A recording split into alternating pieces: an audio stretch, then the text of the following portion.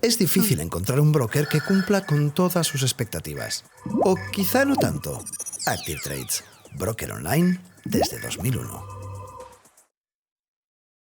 Hola. Bueno, solo voy a decir una cosa y es recordar una frase que dijo Macron que pareció extemporánea o, bueno, fuera de lo normal, y era que se acabó la época de la prosperidad y de la abundancia y ahora viene la época de las vacas flacas, vino a decir.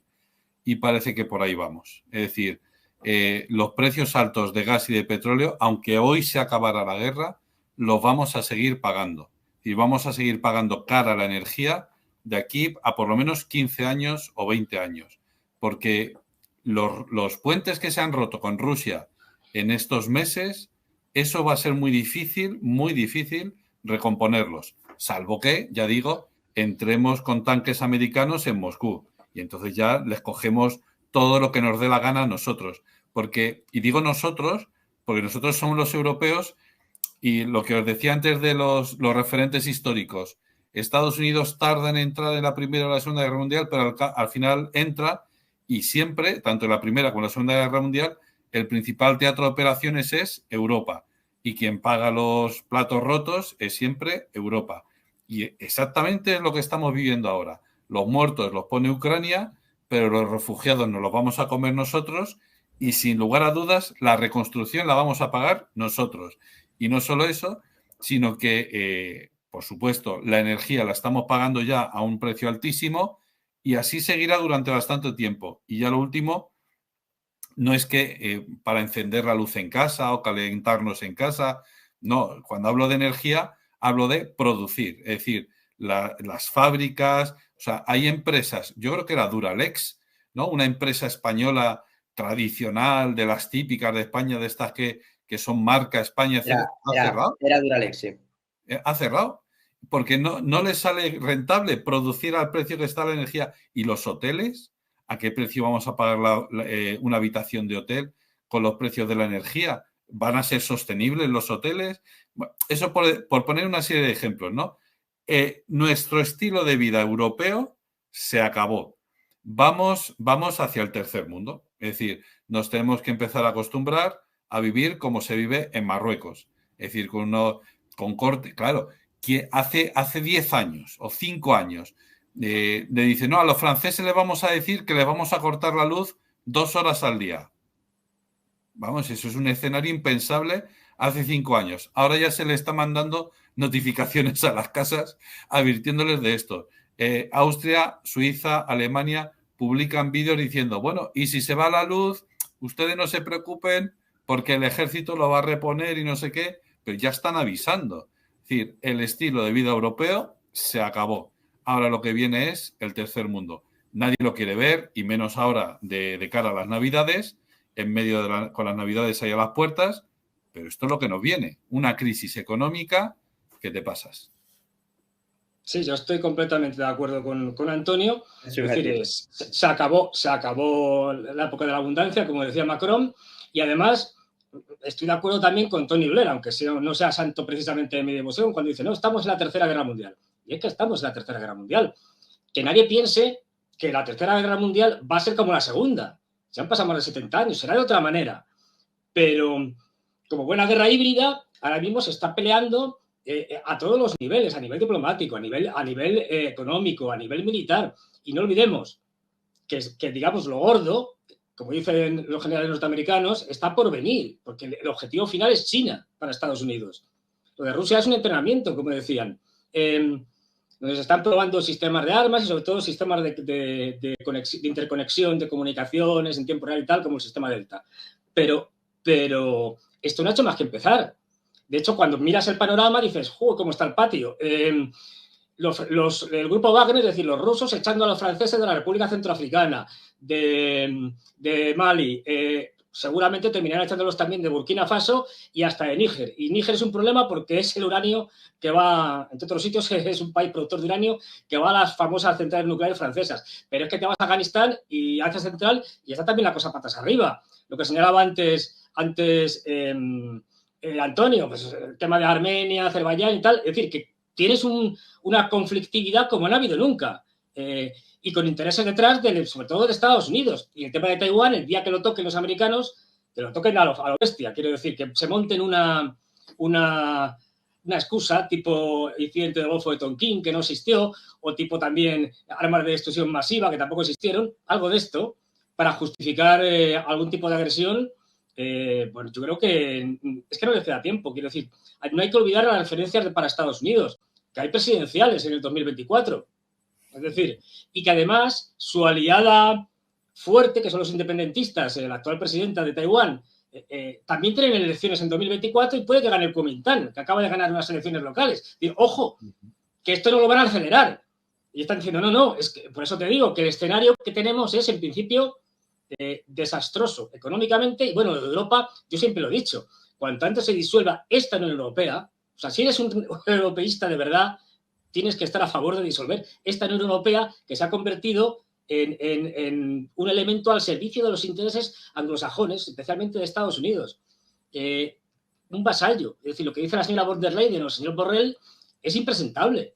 Y lo que están haciendo con la economía europea es el suicidio, la desindustrialización, que encima los americanos, para ayudarnos a ello, nos plantan la ley esta de la inflación para terminar de hundir Europa.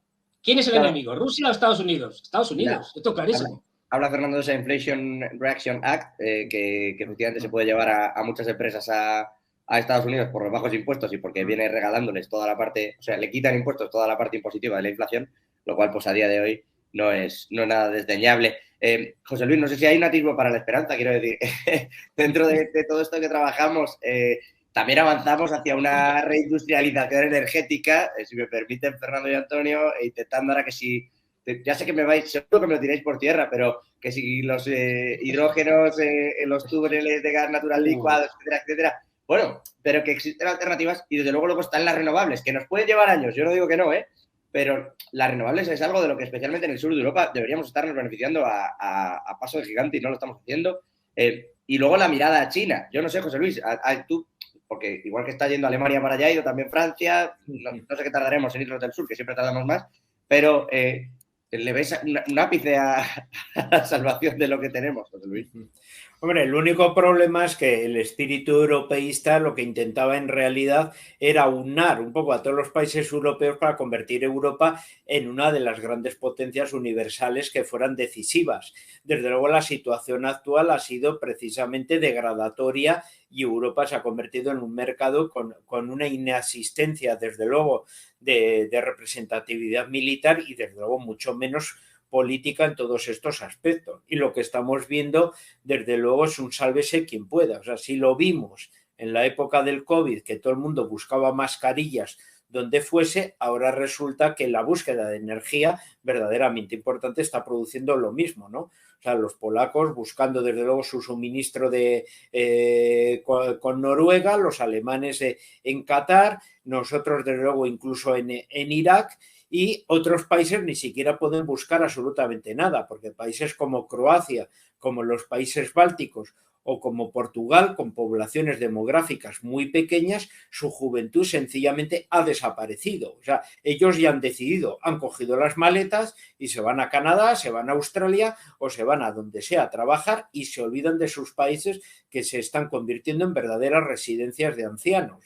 Y la única podemos decir futuro es abrir las fronteras a que vengan una inmigración de fuera. Así que en ese aspecto vamos a ver unas tendencias, unas consecuencias, desde luego, como más nacionalistas, más soberanistas, para intentar recuperar, desde luego, esos jóvenes en países, por ejemplo, como los bálticos, con un intenso miedo, desde luego, de desaparición debido a la pequeñez de sus demografías, y por eso son tan nacionalistas y tienen tanto miedo a abrir sus fronteras, porque verdaderamente tienen miedo a ese fin de una supervivencia y desde luego, un poco como decías, pues se va a apostar por todo, ¿no? O sea, se va a buscar una autonomía energética por necesidad, como sea, desde luego, para mantener eso, o potenciando la energía nuclear, que desde luego es una de las bazas que ya veremos si las intentan potenciar o no, porque lo de las renovables puede ser un complemento, pero desde luego es imposible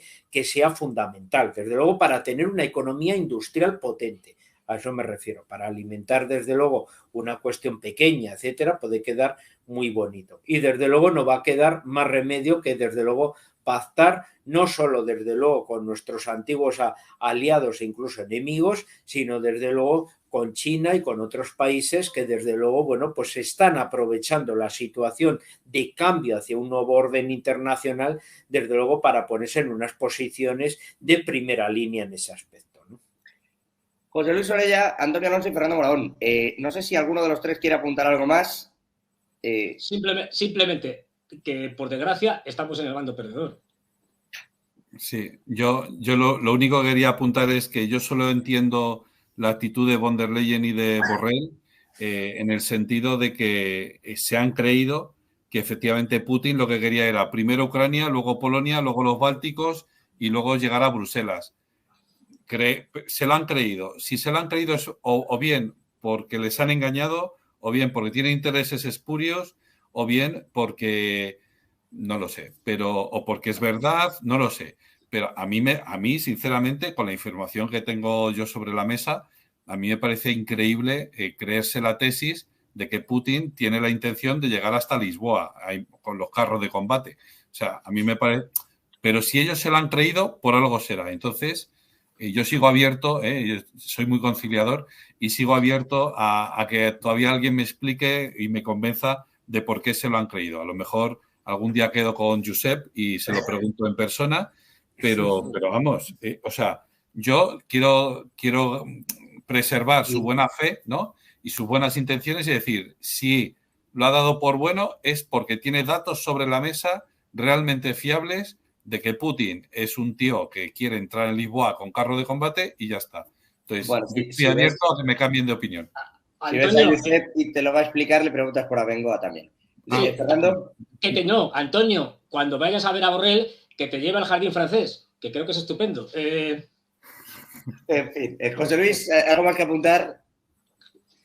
No, sencillamente, como vemos, que nunca se pueden determinar las cosas y cada día pueden cambiar en vez de tú a saber qué dirección. Y por desgracia, los intereses económicos y espurios, pues desde luego son los que manejan, desde luego, en la sombra muchos de estos intereses que por desgracia necesitan de la propaganda y de la ideología para que la gente, desde luego, se pueda matar, que son los verdaderos perdedores en estos conflictos, ¿no? Sí, eso es absolutamente cierto.